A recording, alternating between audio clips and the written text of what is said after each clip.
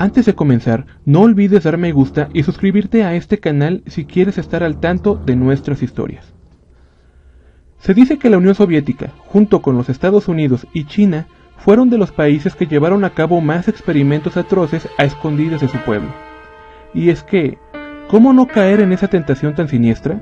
Por un lado, como gobierno, necesitas desesperadamente avances técnicos y científicos que te den la ventaja sobre los demás países. De esa forma, no se meterán contigo. Y, por otra parte, el poder absoluto siempre te lleva a poner a prueba los límites. Un ejemplo claro lo encontramos en el experimento de El Portal de la Mente. Este portal se supone que es la capacidad que tiene la mente humana de ponerse en contacto con Dios bajo ciertas circunstancias. La URSS quería poner a prueba esto. De esa forma, serían la primera nación en corroborar la existencia o inexistencia de un ser superior. De acuerdo con la teoría, la forma de verificar esto era conseguir una persona a la cual eliminarle mediante cirugías toda capacidad de estar en contacto con el mundo físico. Es decir, debían eliminar las conexiones nerviosas que le permitieran sentir cualquier cosa mediante la piel o músculos. Eliminar también la capacidad de escuchar, saborear, olfatear, oír y de ver. Esto, como estarás sospechando, te deja solo con la capacidad de hablar, aunque no de escucharte. La víctima sería Anton Petrov, un prisionero ruso acusado de conspirar contra el gobierno de la URSS por tener libros de Adam Smith en su biblioteca personal. No olvidemos que estamos hablando de una época y un país donde pensar fuera de la línea marcada por el gobierno era considerado ilegal. Anton fue convencido de participar en el experimento a cambio de su libertad inmediata si lograba completarlo, pero jamás le dijeron que lo someterían a una operación que lo dejaría encerrado dentro de su propia mente. Cuando lo llevaron al hospital, le aseguraron que no era más que una revisión de rutina y que le darían 2 pastillas para empezar a perder temporalmente sus sentidos. Así daría inicio el experimento. Cuando el chico despertó de la operación, su primera reacción fue sentir miedo. No podía ver, oír o sentir nada.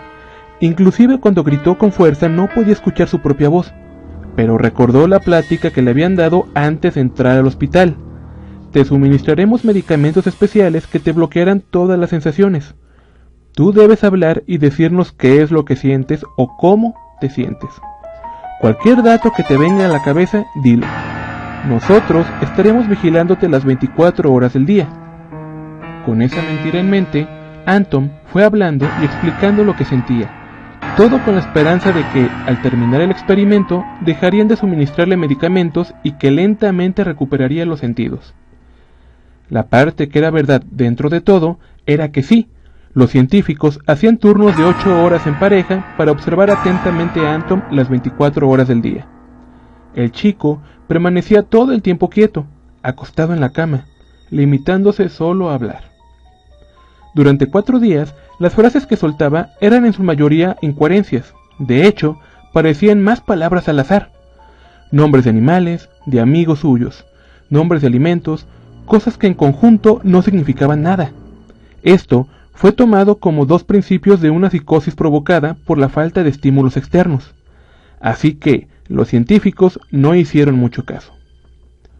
2 días más tarde, Anton comenzó a conversar con su esposa.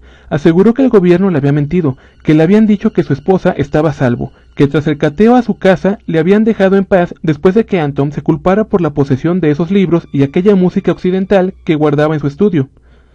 Pero en aquella extraña conversación, Anton dijo que su mujer le había contado cómo habían abusado de ella los miembros de la KGB y su posterior deportación a Siberia, donde habría muerto a causa del frío. Los científicos estaban fascinados.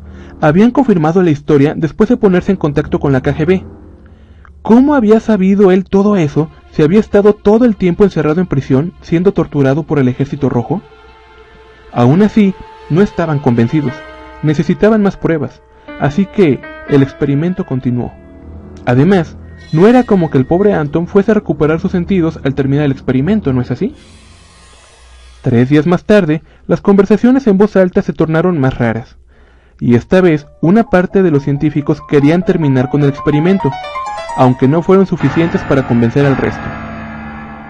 Anton comenzó a hablar con familiares fallecidos de los científicos presentes.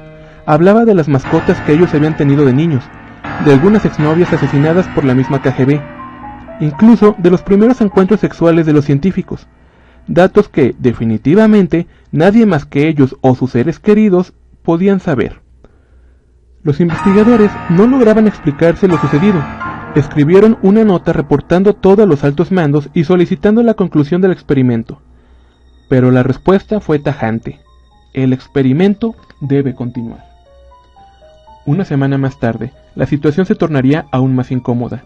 En esta ocasión, Anton comenzó a gritar pidiendo ayuda. Aseguraba que miles de voces comenzaban a escucharse por todas partes y no podía callarlas. Gritaba por horas, imploraba que lo matasen, pero no podían.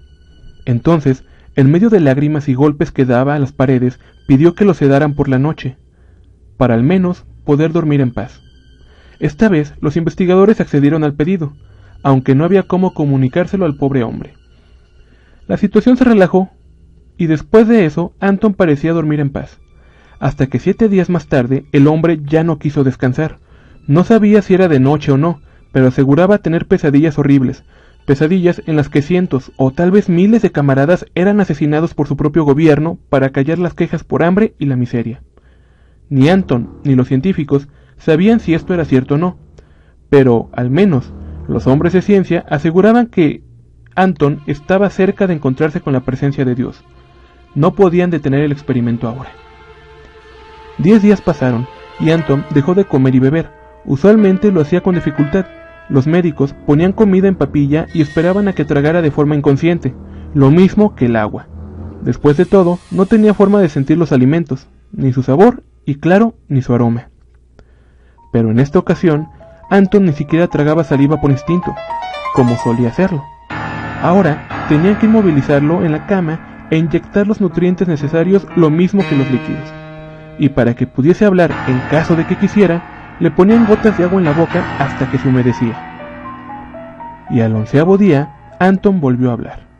Murmuraba que no existía el cielo ni el infierno. De hecho, la frase era algo como: no hay Dios, no hay diablo, no hay karma. Después, quizá en un intento desesperado por recuperar la conexión con el mundo fuera de su mente, comenzó a golpear su cabeza contra el suelo hasta quedar desmayado. Los médicos atendieron las heridas y una vez más lo esposaron a la cama. No podían permitir su muerte hasta que terminara el experimento. Además, según los investigadores, estaba a nada de llegar a hablar con Dios, si es que había uno. Finalmente, tras 2 días más, en el tiempo que le tomó a los 2 científicos en turno ir por café, Anton se liberó de sus ataduras y de alguna forma consiguió arrancar uno de los tubos de la cabecera de la cama y enterrárselo en el cuello, pero no sin antes dejar una nota escrita en el suelo con su propia sangre. He visto a Dios, y no es lo que creen. Y esto ha sido todo por hoy. Si te gustó, por favor, suscríbete, regálanos un me gusta. Yo soy Roland, y esto ha sido Raven World. ¡Hasta la próxima!